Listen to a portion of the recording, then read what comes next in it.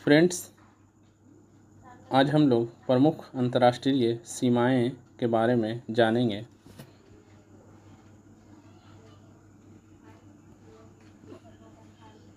पहले world map से कुछ हम लोग समझ लेते हैं कि विश्व का ये मैप है। विश्व में पूरे स्थल भाग को 7 हिस्सों में बांट दिया गया है, जिसे हम लोग महाद्वीप के नाम से जानते हैं, और पूरे पृथ्वी के जल को 5 हिस्सों में बांट दिया गया है, जिसे हम महासागर के नाम से जानते हैं। महाद्वीप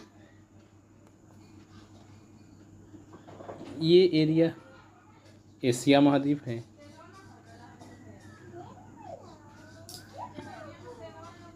ये यूरोप का सेक्शन है। ये एशिया का है। ये अफ्रीका है। ये उत्तरी अमेरिका है। ये दक्षिणी अमेरिका है और ये ऑस्ट्रेलिया है। पर एक ऐसा भी महाद्वीप है जहाँ अस्थायी निवासी नहीं रहते हैं, क्योंकि वो पूरा एरिया वो बर्फीला है और वो इस एरिए में पड़ता है। यहाँ का कोई अस्थायी निवासी नहीं है। तो चलते हैं हम लोग क्वेश्चन पर। सबसे पहले मैकमोहन रेखा, यह किन दो देशों के बीच में स्थित है? तो मैकमोहन रेखा ये भारत और चीन के बीच में है, जो 1914 में ये लाइन को खींचा गया था। और रेड क्लिफ ये भारत और पाकिस्तान के बीच में है, जो 1947 में आज़ादी के समय खींचा गया था। और ये रेड क्लिफ वर्तमान बांग्लादेश के साथ भी है, चूँकि बांग्लादेश पाकिस्तान नाम से ही अलग हुआ था। और एक डुरंड रेखा है, ये जो भारत अफ़गानिस्तान के बीच में है, लेकिन रियल में ये अभी पाकिस्तान और अफ़गानिस्तान के बीच में है। तो इन तीनों रेखाओं के बारे में मैप से देख लेते हैं। ये है भारत, ये है पाकिस्तान, ये है चीन और ये है अफ़गानिस्तान। चूँकि ये लाइन LOC है, यानी लाइन ऑफ एक्चुअल कंट्रोल, और इसके उत्तरी हिस्सा ये पाकिस्तान के कब्जे में है, जिसे POK कहते हैं, पाकिस्तान ऑक्यूपाइड कश्मीर।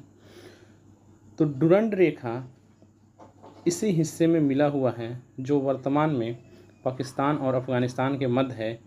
पर चूँकि ये POK भारत का अभिन्न हिस्सा है, इसलिए ये लाइन भारत और अफ़गानिस्तान के बीच ही माना जाता है।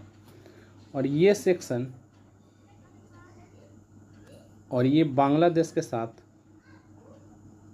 इसको रेड क्लिफ कहते हैं, और ये चाइना के साथ जो मिला हुआ हिस्सा है, इसे मैकमोहन रेखा नाम से जानते हैं। तो अगला रेखा पर चलते हैं। हिडनबर्ग रेखा, ये है जर्मनी और पोलैंड के बीच। फिर है मैगिनोट रेखा, ये फ्रांस व जर्मनी के बीच। मेन रहीम रेखा, ये है रूस और फिनलैंड के बीच।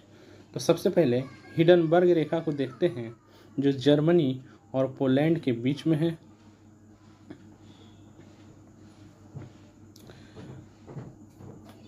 तो ये रहा जर्मनी और ये है पोलैंड, और इसी लाइन को हिडनबर्ग रेखा कहते हैं। और दूसरा लाइन है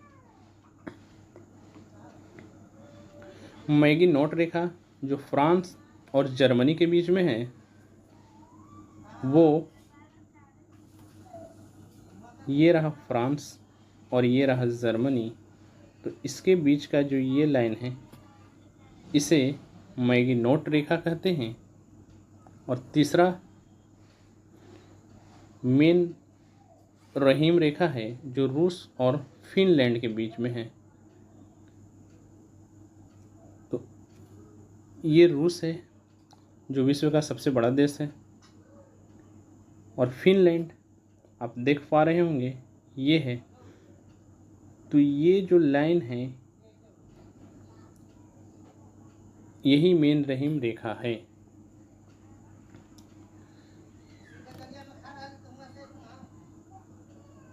तो चलते हैं अगला रेखा पर, शून्य रेखा। यह भारत के अंदर ही त्रिपुरा और बांग्लादेश के बीच में है।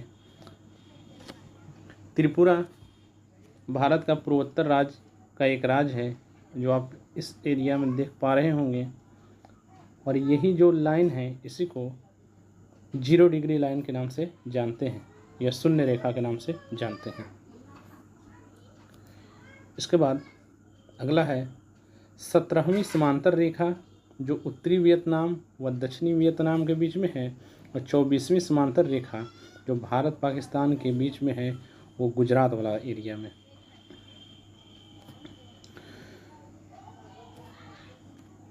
ये 24 समांतर लाइन ये है जो भारत और पाकिस्तान के बीच में है। 38वीं समांतर रेखा 38वीं समांतर रेखा उत्तरी कोरिया दक्षिणी कोरिया के बीच में है। आप देख पा रहे हैं कि ये जो लाइन है ये ऊपर में नॉर्थ कोरिया मतलब उत्तर कोरिया है, और नीचे साउथ कोरिया मतलब दक्षिण कोरिया है। ये इन दोनों के बीच का लाइन है 38वीं समांतर रेखा। ये 38वीं 24वीं या 49वीं ये अक्षांश रेखाएं होती है जो भूमध्य रेखा से उत्तर की ओर ये रेखाएं हैं। चूँकि उत्तरी गोलार्ध में ही पृथ्वी पर स्थल भाग अधिक है, जबकि दक्षिणी गोलार्ध में स्थल भाग कम है, तो वहाँ पर देशों के बीच इस टाइप का लाइन देखने को नहीं मिलता है। अगला है 49वीं समांतर रेखा। यह संयुक्त राज्य अमेरिका व कनाडा के बीच में है। यहाँ पर आप ये लाइन देख पा रहे होंगे कि ये कनाडा है, ये यूनाइटेड स्टेट है, और इसके बीच जो ये लाइन है ये 49वीं समांतर रेखा यानी 49 डिग्री अक्षांश है जो अमेरिका और कनाडा के बीच में स्थित है, और ये इन दोनों के बीच सीमा रेखा है। तो अगर आपको ये वीडियो अच्छा लगा है तो प्लीज़ इसे लाइक सब्सक्राइब कर दें और अपने दोस्तों को शेयर कर दें।